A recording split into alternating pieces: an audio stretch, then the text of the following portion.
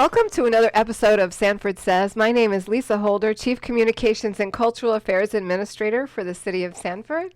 And today we're talking about business, the buzz on business, with our Economic Development Tag Team. Our wonderful team here.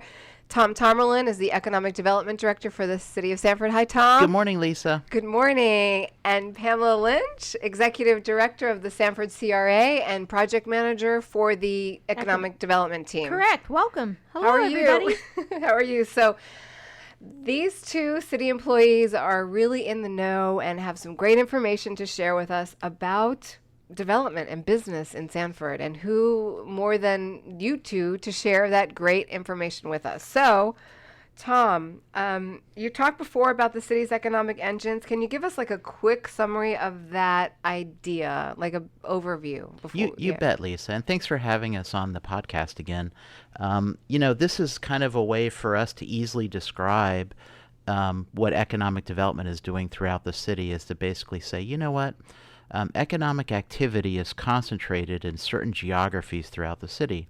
And more specifically, they're concentrated across 4 areas. And we like to call each of those 4 areas our economic engines. And the first area, if we start at the far western side of the city next to the interstate, the first engine we call our regional retail powerhouse. And think of the Seminole Town Center Mall as kind of the anchor of that. The next geography, or the next engine, would be our West Side Industry and Commerce Park, and I hope we can engage a little bit about some things that are occurring there in a little bit. And then the third engine would be our downtown, and Pamela, she has a strong concentration on doing things in the downtown because she's also the executive director of the Downtown Community Redevelopment Area, Community Redevelopment Agency. And so she can elaborate a little bit more on what's happening there. And then our fourth engine would be the airport area and the environment there. So Sanford, and correct me if I'm wrong, but I would think that Sanford is fortunate enough to have these big, huge economic drivers. We have so much opportunity here, right, Tom? You bet, Lisa. And the nice thing about this are these engines is they really provide a balanced footprint of economic activity in the city, because they're all very distinct and different. So we don't have all our eggs in one basket. And so that's really kind of a nice feature of how Sanford is laid out and the way the economic fabric is laid out in the city. What do you think, Pamela? I couldn't agree with you more. I mean, we really do. You've got the diversity. I mean, we are very fortunate to have an airport within our city that, Tom will elaborate more on the number of acres that are available to the runway, and it's just incredible. Yeah, because, we hope to think that there are listeners outside of our city here, city limits, and outside of even possibly the county, state, and around the country. If you're interested, this is a great way to learn about Sanford. And yes, we do in Sanford have an international airport. Yeah, as a matter of fact, Lisa, one way we're trying to advance the conversation about how important that airport is to us is if you look at all the great cities throughout our country, and one that just floats into my mind at the current moment is the city of Chicago. Very large metro area, Midwestern metro area. And everybody knows they have a big airport, right? It's called O'Hare. Mm-hmm. But then there's also a big second city airport, right, within the same metro area, and they call that Midway. And so Orlando is becoming a big metro area, and the Orlando Sanford International Airport, or the airport code being SFB, which we like to say is smart for business. That's the kind of the acronym we're using now, is that SFB has all the right stuff, all the right ingredients to become Metro Orlando's second major airport. Well, that's really good to hear coming from our economic development director, who more than you to say there's good news here. There's, you're the expert in the field.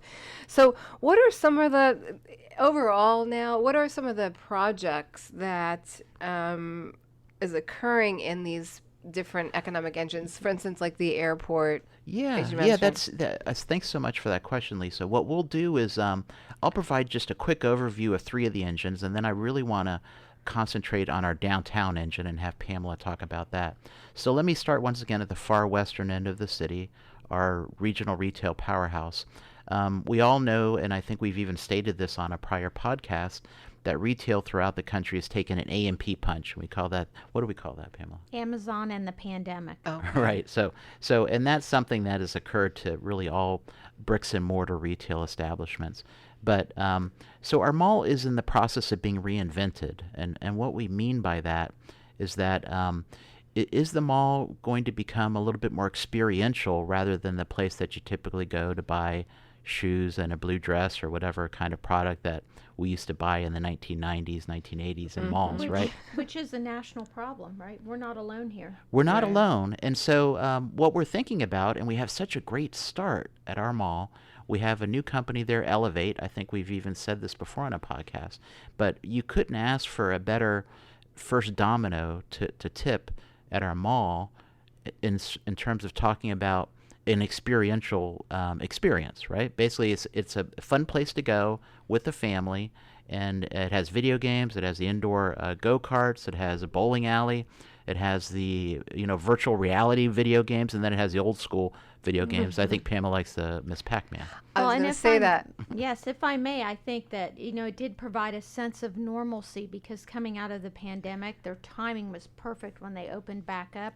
And people just really wanted to get back out and feel, as I said, a sense of normalcy, going out and participating in various events together. Yeah. And so, by the way, though, it's right off our mall is right off an interstate. Great view. I mean, on I-4, it's very prominent to see them all, and it's very good that you mentioned that, Lisa, because the fact that it is so visible from the interstate has some people kind of knocking on the door saying, we'd like to develop there, especially in the mall parking lot. And two of those inquiries that we've been getting is one for a new hotelier to locate in the area, and then also a new apartment complex that would be located basically in the Macy's parking lot. And so what we hope, and this is still very preliminary, but what we hope is if we can put all those rooftops directly adjacent to the mall in that parking lot, there's going to be a natural synergy between people living there and then actually going into the mall. So that is that's kind of the latest and greatest on what's happening at the mall. That engine, regional retail powerhouse engine. The next engine, as you head a little bit more east, is we call the West Side Industry and Commerce Park. And the West Side Industry and Commerce Park, we're just so proud of. It's basically an area that you could think of St. John's Parkway as being the backbone. One thing that we're dealing with right now is we are looking at the West Side Industry and Commerce Park in terms of, do we have the right balance there? We have about 25% of the entire land area occupied with housing. So we're working with planning to maybe look at some comprehensive plan updates because the industrial and commercial use out there is so important. The economic engine, number 3, the one that everybody loves to talk about, is our downtown, and I'm going to turn it over to Pamela for that. Okay, I'll just real quickly go over some updated projects going on. Workspace Collective, located at 311 East 1st Street, estimates opening towards the end of this year. It's very exciting. It's that co-working space in a building that's over 100 years old. The corner of almost 1st and Sanford Avenue. It's going to have a beautiful historic fire mural that's going to celebrate our 150th fire department anniversary as well. And the list that you're sharing with us now is in the core of historic downtown Sanford, these businesses, correct? Yes, that New is businesses. correct. Okay. Wells Fargo building, which is at 101 East 1st Street. There's an exciting new whimsical restaurant on the first floor, Dragon Vault, and floors 2 through 6 will be housing 24 apartment units.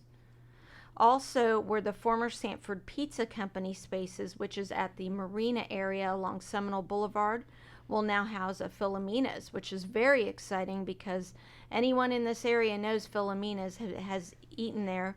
Italian, right? Oh, yes, it's Delicious, wonderful. I yeah. can vouch for the Greek salad all Okay. day long. It's fabulous.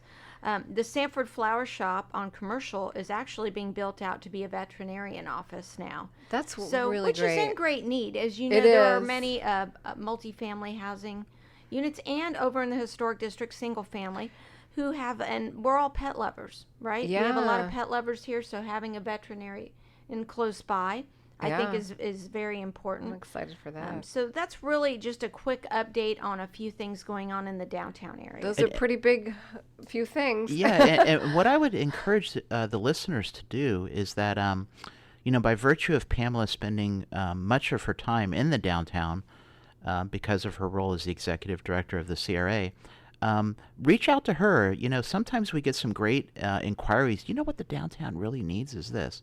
What the downtown really needs is that. Because I can attest to the fact that she gets a lot of inquiries on a weekly basis. But sometimes people, just by virtue of walking the street and understanding what's in our downtown, they say, what, the downtown is just missing this. So I would encourage the listeners to reach out to Pamela and talk to her if they see any kind of gaps. How can we contact you, Pamela? You can contact me at pamela.lynch@sanfordfl.gov. And it's how you spell your last name? Lynch. Okay. And Tom, thank you for bringing that up. I mean, I do think it is important for people to also recognize that we have a very unique downtown. Most of the properties, if anything does become available, you probably won't find it on LoopNet or CoStar.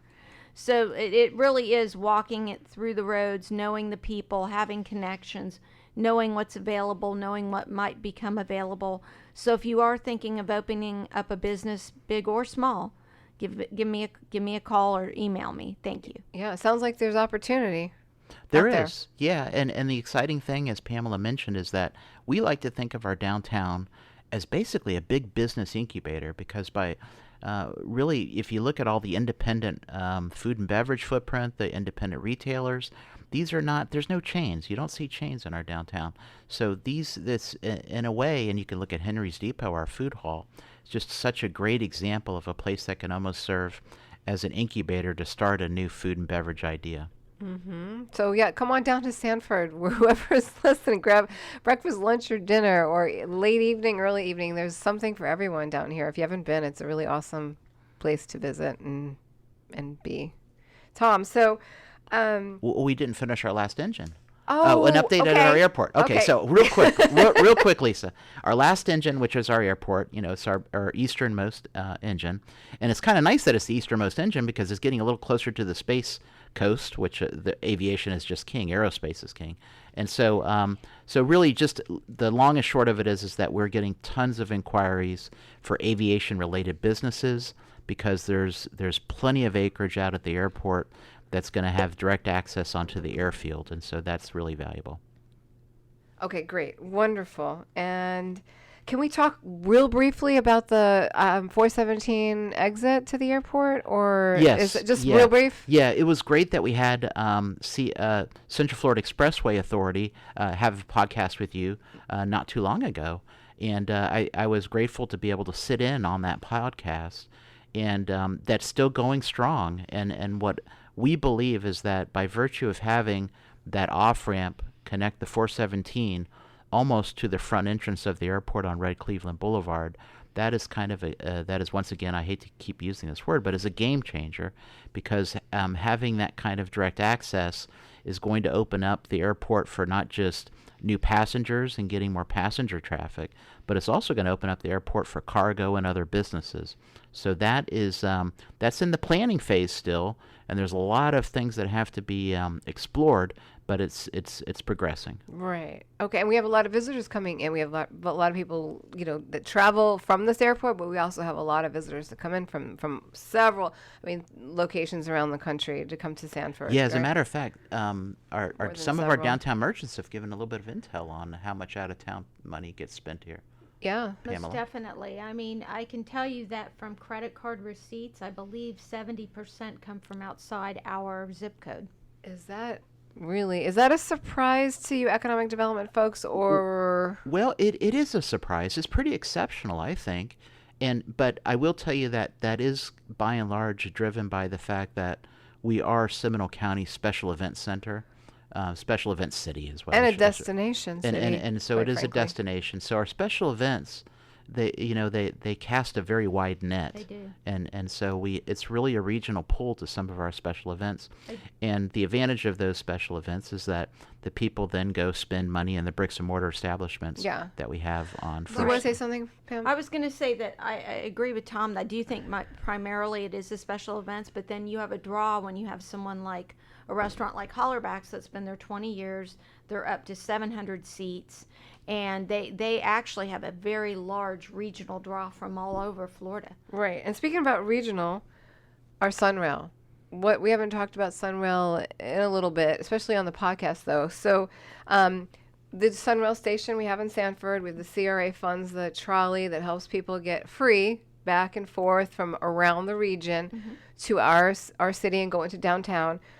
So it's been operating for almost 9 years now, which is unbelievable, right? Time flies. And can you just comment on really the development associated with the Sure, Sunrail sure. and how it's been helping the economic engine of downtown, right? Well, Flourish. Definitely. yeah, it's funny because the Sunrail is kind of a nice way to think about joining the economic engine that I call the West Side Industry and Commerce Park and our downtown, and it's kind of the place that joins them. Technically, the Sunrail station stop is in the West Side Industry and Commerce Park land. Now, the nice thing about the Sunrail is that we're a little bit concerned about a lot of residential occurring in the West Side Industry Commerce Park, but if there is a place we want to put more residential is at the train station. Makes and sense. and for so convenience and to and access. yeah, get access onto the train. And that's commonly referred to in planning talk as transit-oriented development. And so we do have transit-oriented development. We have various planned developments that are occurring over there. A little over 1,300 units within a half-mile radius of the train station. And why do I say half mile? That's a 10-minute walk. Okay. So that's typically thought of as kind of an ideal standard to be able to walk to a train station. And then by virtue of having that trolley connect the Sunrail to our downtown, that's why I say there's a nice synergy between the West Side Industry Commerce Park and our downtown because of the CRA-funded trolley. If you want to comment more on that, Pamela.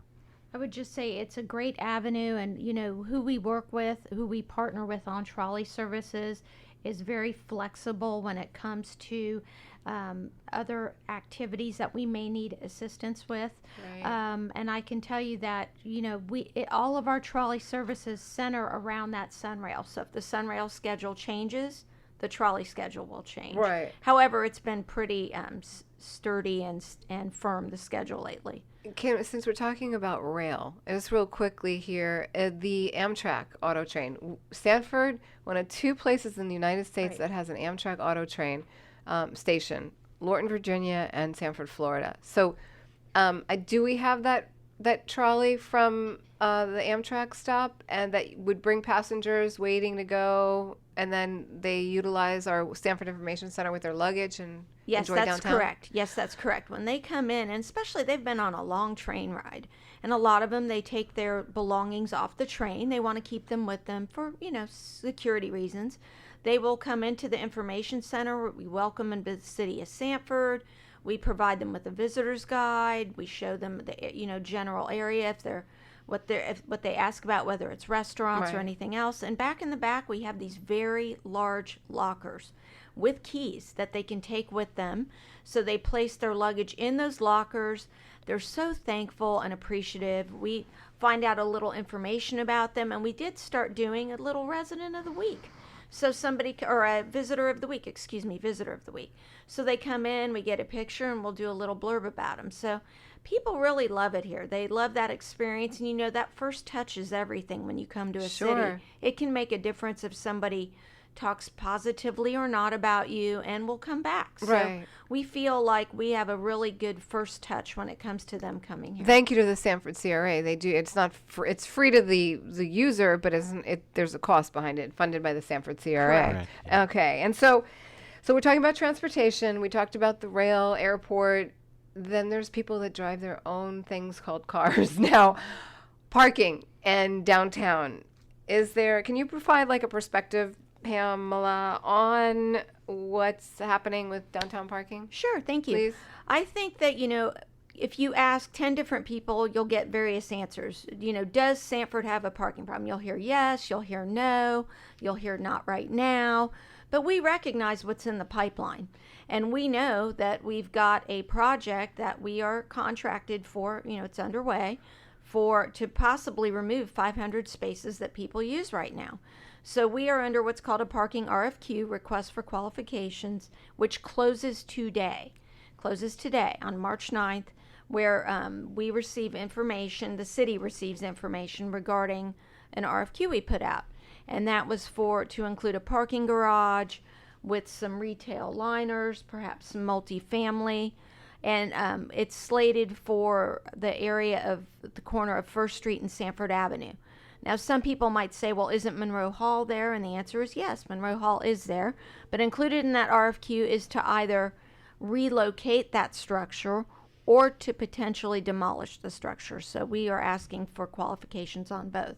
Okay. People who have had experience with perhaps moving a building in addition to building a structured facility. So we'll have more information in the future, but we want people to know that we are doing what we call pre-damage control, and the city is doing their very best to make sure that when you come to the city of Sanford, you have parking options. All right. Should we end on that note? I know I don't, but that's a great statement to end on. But we have just a few more minutes here. But a wrap up, Tom. What do you foresee for the remainder of the year for economic development for the city? Well, what we would like to see is we want all those engines to be firing and running at a really good pace, right? We want our engines well tuned and operating, firing on all cylinders, I guess you could talk. And the downtown is special, and I really wanted Pamela to talk a little about the things happening at downtown, because downtown is kind of the heart and soul of our city. And I think, even when we talk to prospects that might be interested in building an aviation-related business out at the airport, they still have a very keen interest in seeing the downtown, because it does signify, and I think most people know this, it does signify, well, that's kind of the heart of your city. Let's see how it looks. And so that is one of the things that we love, that engine number 3, our downtown, but at the same time, those other 3 engines within our city, we just look to the foreseeable future that they continue to grow and fire on all cylinders, just to use that car engine analogy a little bit more. Yeah, because an engine moves you forward. I mean, you're not going backwards. So you have these 4 economic engines, and we're looking forward. We're looking into the future, and Sanford's got a great foundation for economic engines in our city to be successful, right, for generations to come. Tom, any last words, Pamela? We're looking forward to growing all 4 of those economic engines, and we're doing it as a team and as a city, working with the departments, working with the potential business owners, and we're excited. And so more information about economic development, they can always go to the website at sanfordfl.gov, email you, Pamela.Lynch at sanfordfl.gov, Tom Tomerlin, same email, tom.tomerlin at sanfordfl.gov. Their information, we have economic information on our website. Anything else, Tom? And listen to this wonderful podcast, Lisa. Listen to this wonderful podcast. Thanks for that plug. Thank you for having us, Lisa. You're welcome. And have a great Thursday, the 2 of you. This is Lisa Holder, Chief Communications and Cultural Affairs Administrator for the City of Sanford. Thank you for listening to Sanford Says. We hope this provides you with clear insight of what's happening in our city in a different format, another communications channel the city has. You can also follow us on social media and subscribe to this podcast wherever you listen to your favorite podcasts. Thanks again for listening. Have a great day now. Bye.